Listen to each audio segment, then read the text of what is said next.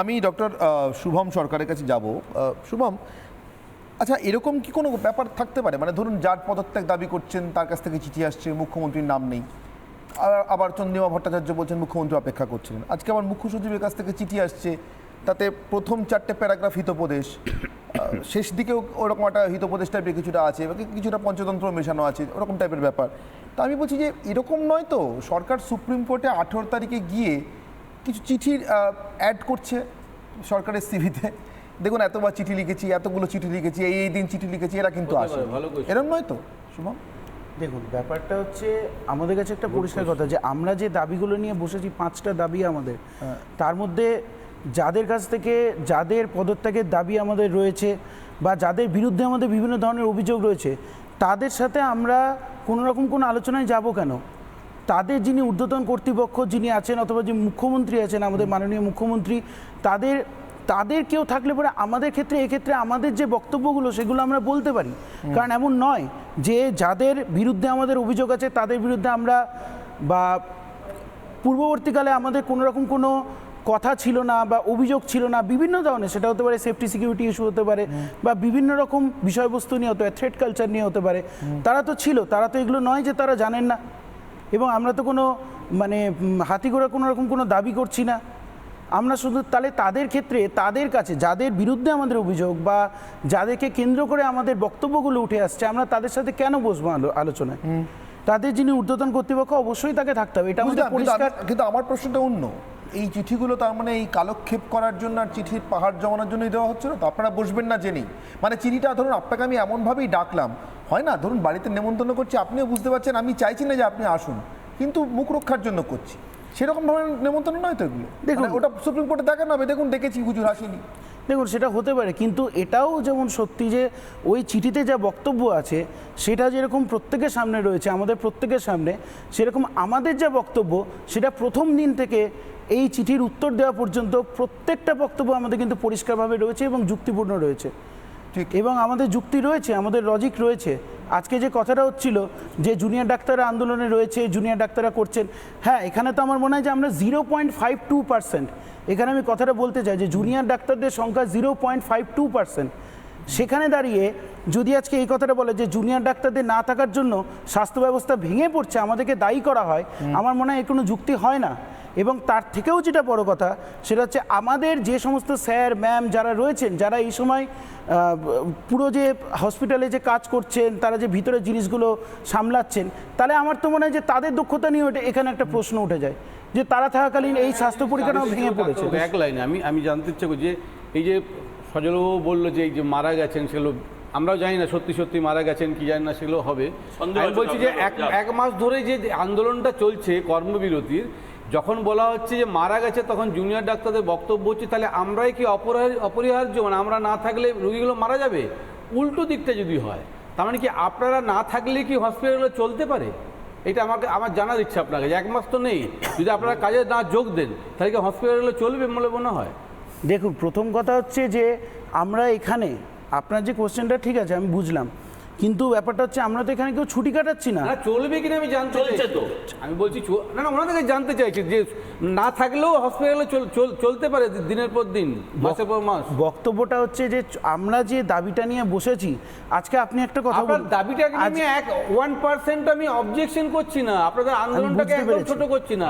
আমি বলছি যখন মারা গেল তখন আপনি বলছেন আমরা কি অপরিহার্য, আমরা না থাকলে আচ্ছা, মারা যাওয়ার যে পরিসংখ্যান আমি না গেলেও চলে, কিন্তু যদি এখন সব উকিলরাই না যায় তাহলে তো চলবে না। ওনাদের ডাক্তার, আমি সেটা জানতে চাইছি যে জুনিয়র ডাক্তাররা যারা আন্দোলনে তাহলে হসপিটালগুলো কি কন্টিনিউ করতে পারে? আমার জানার ইচ্ছে, হসপিটাল ওনাকে বলতে দেন, উনি তো ডাক্তার, তুমি ডাক্তার রোগী। সবাই তো যাচ্ছেন না এমনটা নয় মণিশঙ্কর বাবু, বুঝতে পারছি ওদের কথা শুনে যে কল্যাণ ব্যানার্জি যাচ্ছেন, বিকাশ ভট্টাচার্য যাচ্ছেন, হয়তো। আমি এখানে একটা কথা বলতে চাই, এখানে আমি বলতে পারেন, ভালো বলতে পারেন, এখানে আমি একটাই কথা বলতে চাই যে আপনি যে কথাটা বলছেন প্রথমেই যে আপনার সংখ্যাটা নিয়ে আমার ভালো লাগলো যে সেই সংখ্যাটা নিয়ে আপনারও মনে হয় কোনো মনে সংশয় রয়েছে, কারণ আপনি নিজেই আমি সেটা বলতে পারবো পরিষ্কার না, করলেন। আমার knowledge নেই। না যাই হোক সেটাই Information বলছি। আর knowledge আর তো information এই দুটো আলাদা। স্বাস্থ্যক্ষেত্রের ব্যাপারে যেরকম আমাদের নলেজ তুলনামূলক হয়তো বেশি রয়েছে, কিছু মনে করবেন না, কিন্তু দ্বিতীয় কথা হচ্ছে যে এই যে আজকে আমরা যে মাথার উপরে যে একটা ছাদ সেটা ছেড়ে যখন আমরা রাস্তায় বেরিয়ে এসেছি, এমন কিন্তু একবারও নয়। আমরা ওখানে বিভিন্ন, আপনারা প্রত্যেকে জানেন, প্রত্যেকটা মানুষ জানে যে আমরা অভয় ক্লিনিক করে হোক, প্রত্যেকটা টেলিমেডিসিন করে হোক, যেভাবে হোক আমরা মানুষের কাছে পৌঁছচ্ছি। তার পরিসংখ্যান আমরা যে কোনো মুহূর্তে দিতে পারি যে আমরা গত পরিষেবা 1 মাস ধরে দিচ্ছে। আমরা কত মানুষের কাছে পৌঁছানোর চেষ্টা করেছি। পরিষেবার মধ্যে আছেন, কিন্তু সেটাই জানতে চাই। হ্যাঁ, কিন্তু কথাটা হচ্ছে যে আমরা আজকে মাথার উপরে ছাদ ছেড়ে এই পরিষেবা দেওয়ার জন্য কেন আমরা রোদে ঝড়ে নেমেছি? আমরা কি তাহলে সেফ মনে করছি না? কেন মনে করছি না? এই কথাগুলো তো বুঝতে হবে। এগুলো তো আমাদের দাবি বলে নয়। ব্যাপারটা হচ্ছে যে আজকে যে সমস্ত মানুষগুলো আমাদের মধ্যে ঘুরে বেড়াচ্ছে, আজকে আমার বাড়িতে আমি যখন বলি মাকে যে হ্যাঁ যে ঠিক আছে তো চিন্তা করো না, আমরা তো একটা ভালো পরিবেশের আছি, এই কথাটাকে আমি দ্বিতীয় দিন বলতে পারবো বাড়িতে? তাই কি মনে হচ্ছে সজলবাবু, বলুন তো? আমি তারপরে শুভম আপনার কাছে আসছি। সজলবাবু, তাই মানে মণিশঙ্করবাবু যা যা বললেন, এত কঠিন একটা পরিস্থিতি কি সরকারের দিশা হারিয়ে ফেলেছেন, কোন দিক সাম রাখবে না কুল রাখবে। বেশি ভুলভাল বকলে বাড়িতে বৌদি বকবে, আবার এদিকে যে দলের হয়ে বলে এসছি এতদিন সেই দলের উল্টোটা বলা যাবে না। একটা অদ্ভুত পরিস্থিতি। বেচারাদের অবস্থা আমি বুঝি, এটা নিয়ে আমি বিশেষ কথা বলবো না। সরকারের নীতি হচ্ছে একদিকে অপরাজিতা বিল, আর একদিকে 21টা উকিল। এটা হচ্ছে আজকের সরকারের নীতি। আমার পরিষ্কার কথা হচ্ছে যে আপনি বলেছেন যাদের পদত্যাগ চাইছে, পদত্যাগের কিছু নির্দিষ্ট কারণ থাকতে পারে। আপনি বলুন তো কোন কারণে যাকে আপনারা সুপার করছিলেন, হ্যাঁ, একটা মেডিকেল কলেজ থেকে সরিয়ে আরেকটা মেডিকেল কলেজে, তাকে রাতারাতি আপনারা পুলিশের নোটিশ পাঠিয়ে দিয়েছিলেন? এই অভিক দে এবং ওই আরেকটা কি নাম আছে, অভিক দে আরেকটা কি নাম, বিরূপাক্ষ, ওরে বাবা, হ্যাঁ, এই যে সমস্ত মাল এদেরকে সাসপেন্ড করেছেন কোন প্রসিডিওরের মধ্যে? আমি কিন্তু সবাই, আইনের কথা আমি বলছি আইনের কথাই বলছি দাদা, আপনার সঙ্গে কথা বলিনি। আপনি কেন করলেন? আপনার সময় কথা বলিনি। আমি কেন করলাম? আমি আপনার সময় কথা বলিনি। আপনি আমি কেন করলাম বলছেন কেন? সেই উত্তরটা দেবেন। আরে ঠিক আছে, আপনি আমি তো আইনজীবী হিসেবে বললাম যে যখন একজন রেজিগনেশন হয়, চাকরি বরখাস্ত করা হয়, জীবিকা হতো, তা আমি আইন বলছি। যদি জীবিকা হতো এত সময় টিভিতে পেতেন না, হ্যাঁ। এই সময়টা ক্লায়েন্টকে হ্যাঁ। দিতেন। আমার পরিষ্কার কথা হচ্ছে যে এই যে জিনিসগুলো এখানে আপনারা বলেন, হ্যাঁ, যে একজন লোককে পদত্যাগ করতে করে তার নির্দিষ্ট কিছু সিস্টেম আছে। আচ্ছা, যার পদত্যাগ দাবি করছি, নির্দিষ্ট কিছু পদ্ধতি আমরা তার সুপিরিয়রকে বলবো, আমরা তিনিই চিঠি পাঠাচ্ছেন আমার সঙ্গে আলোচনা করতে এসো। এই যে অদ্ভুত পরিস্থিতি। আপনারা বিরূপাক্ষকে স্বাস্থ্য দপ্তর, আচ্ছা আপনাকে বলা ভুল হচ্ছে, বিরূপাক্ষ অভিজ্ঞ কি নাম, তাকে যে স্বাস্থ্য দপ্তর সাসপেন্ড করলো কোন প্রসিডিওরের মধ্যে? আসলে ঠেলায় পড়ে বিড়াল গাছে উঠে গেছে। এই যে বললেন একজন নেত্রী ঢুকে পড়েছেন, দেখুন এই তাহলে কি ওরা একটু বড় নাম চেয়ে ফেলেছে, মানে বিনীত গোয়েলের নামটা? আমি বলছি ওনার নামটা, হ্যাঁ, আমি বলছি ওনার টিভিতে অর্ধেকটা দেখা যায়, ওনার টিভির অর্ধেকটা পিকচার টিউব খারাপ। এর পরবর্তীকালে, কারণ ওখানে আমাদের যে নেত্রী তিনি যাচ্ছিলেন আমাদের পার্টি অফিসটা, সেন্ট্রাল পার্টি অফিসটা ওর ভেতর গায়ে একদম, তিনি সেখানে যাচ্ছিলেন এবং ডাক্তাররা ব্যাপারটা ভুল বুঝেছিলেন এবং ডাক্তাররা পরবর্তীকালে সেই ভুলটা স্বীকার করেছেন বলেও আমার কাছে ইনফরমেশন আছে এবং সম্ভবত সেটাও টিভিতে টেলিকাস্ট হয়েছে। আমরা ওগুলোর মধ্যে যাচ্ছি কেন? কোন দল কোন মত, যে যাবে অন্য দলের লোক সে তো গো এক স্লোগান শুনে চলে আসছে, হয়ে গেল। আমার প্রশ্ন হচ্ছে পরিষ্কার। প্রথম আপনি বললেন এটা কপিল সিবাল তিনি আদালতকে গুমরাহ করেছেন, বলেছেন যে এই জুনিয়র ডাক্তাররা ছাড়া হাসপাতাল অচল। সারা পশ্চিমবঙ্গে মাত্র 7,500 জুনিয়র ডাক্তার আছে, পিজিটি এবং ইন্টার্ন মিলে 7,500, ঠিক বললে যদি বললাম ওই ডাক্তারবাবু আবার ঠিক করে দেবেন। আর প্রায় 85,000-এর বেশি সিনিয়র ডাক্তার আছে। এরা তো আছেন, জুনিয়র ডাক্তাররা আছেন পশ্চিমবঙ্গের 26টা মেডিকেল কলেজে, ঠিক, আর বাকি সমস্ত জায়গায় তো সিনিয়র ডাক্তার। তো এই 7,500 লোক মানুষ যদি না থাকেন, মুখ্যমন্ত্রী শয়ে আজকে সুপার স্পেশালিটি হাসপাতাল করেছেন, সেখানে কোনো জুনিয়র ডাক্তার নেই। আমি প্রশ্ন করি যে কপিল সিবাল 23 জনের মৃত্যুর খবর জানিয়েছেন, ভালো কথা। এই 23 জনের নাম, ঠিকানা এবং তাদের কজ অফ ডেথ তিনি কি আমাদের সামনে তুলে ধরেছেন? আমরা পশ্চিমবঙ্গের মানুষ আমরা জানি না, কপিল সিবাল জানে, সুপ্রিম কোর্ট জানে। আসলে সুপ্রিম কোর্টকে ভুল বোঝানো হচ্ছে এবং সুপ্রিম কোর্ট কোনো নির্দেশ দেয়নি।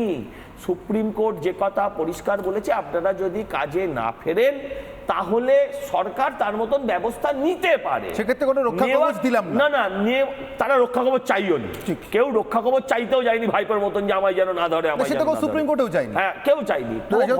তো সুপ্রিম কোর্টে যায়ও নি। না, যাইও নি। নিজে নিজে নিয়েছে। ঘটনা যেটা হচ্ছে, সুপ্রিম কোর্ট বলেছে নিতে পারেন। তো যদি নেওয়ার ব্যাপারটা আমি আপনাকে বলি, আপনি আমাকে বলুন, সুপ্রিম কোর্ট তো এর আগে বলেছিলেন যে কোনো শান্তিপূর্ণ আন্দোলনের ওপর ফোর্স ইউজ করা যাবে না। আমরা তো দেখেছি প্রত্যেকটা আন্দোলনে ফোর্স ইউজ করা হচ্ছে।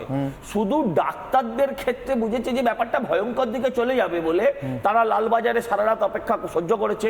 তারা এই যে আজকে স্বাস্থ্য ভবনের গেটে বসে আছে, তারা সহ্য করছে, কারণ তাদের কাছে আর কোনো উপায় নেই। কালকে একটা চিঠি এসেছিল, চিঠিটা দিয়েছিলেন কে, যার পদত্যাগ চাইছিলেন, সেখানে কোথাও লেখা নেই মুখ্যমন্ত্রী অপেক্ষা করছেন। হঠাৎ 7:30টার সময় আমরা দেখলাম স্বাস্থ্য প্রতিমন্ত্রী, যিনি আসলে ওনারই মতন একজন আইনজীবী, হ্যাঁ, তিনি স্বাস্থ্যের মন্ত্রী, তিনি হঠাৎ বললেন যে মুখ্যমন্ত্রী 6টা থেকে 7:30টা অবধি বসেছিলেন। তো যদি বসেছিলেন, আমি প্রশ্ন করি ওই চিঠিটায় কোথাও লেখা ছিল যে মুখ্যমন্ত্রী আপনাদের জন্য মিটিং এর জন্য ডাকছেন? আজকে চিঠিতেও নেই আজ মুখ্যমন্ত্রী। কোথাও নেই। এই যে ফার্স, এই যে মানে এই আন্দোলনকে নিয়ে এই যে সরকারি মস্করা, এটা তো কমসে কম বন্ধ হোক। তারা যে দাবিগুলো নিয়ে আন্দোলন করছে, আমরাও চাই ডাক্তাররা কাজে ফেরুন, ডাক্তাররাও চাই কাজে ফেরুন। আমি বলছি, যে দিনের ঘটনাটা ঘটেছে সেই দিনের ঘটনাটার পর থেকে কতগুলো হসপিটাল আবার আক্রান্ত হয়েছে, আপনি আমায় বলুন, ডাক্তার আক্রান্ত হয়েছে বলুন।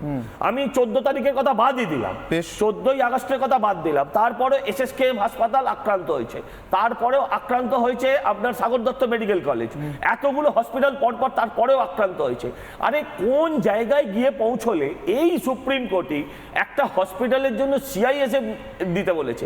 এই যে বলছেন কোর্টের অর্ডার, সরকার তো বলেছে CISF কেও সঠিকভাবে তার থাকা, খাওয়া, পড়ার অ্যাকোমোডেশনগুলোর ব্যবস্থা করতে হবে সন্ধ্যের মধ্যে, সেটা এখন অবধি করতে পেরেছেন? এগুলো সমস্তটাই মিথ্যাচার করছেন। যত তাড়াতাড়ি এদেরকে সরিয়ে দেবেন মুখ্যমন্ত্রী তত ভালো। আর উৎসবে ফিরুন, উৎসব তো হবে, আমরা তো চাই বাংলার মানুষ।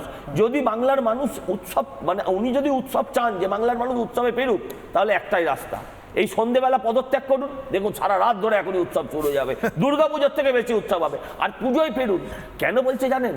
পুজোয় ফিরলে, দুর্গাপুজোয় ফিরলে ওনার যে ষষ্ঠী পুজো করছে জনতা প্রতিদিন, সারাদিন, সারাক্ষণ ধরে, হ্যাঁ, সেইটা অন্তত একটু কমবে, সেটা অন্তত একটু কমবে। আমি গো ব্যাক শুনেছে, আর আজকে আপনাদের নেত্রী শুনলো, আর কজন গো ব্যাক শুনলে এরকম ডাক্তারদের একটা আচ্ছা, আন্দোলনে আমরা তো go back আপনারা যাবেন না? আচ্ছা, একটা কথা বলছি, বলতে পারবেন? আমি আর একটা কথা কজন বলছি, শুনলে আমি একটা কথা- এরকম একটা আন্দোলনকে নষ্ট করার কিন্তু- চেষ্টা করবেন? কিন্তু এক লাইন বলি। হ্যাঁ। আমি বলছি, ধরুন আমরা তো গেছি, গো ব্যাক শুনেছি, আপনাদের মুখ্যমন্ত্রীর কি ক্ষমতা হয়েছিল?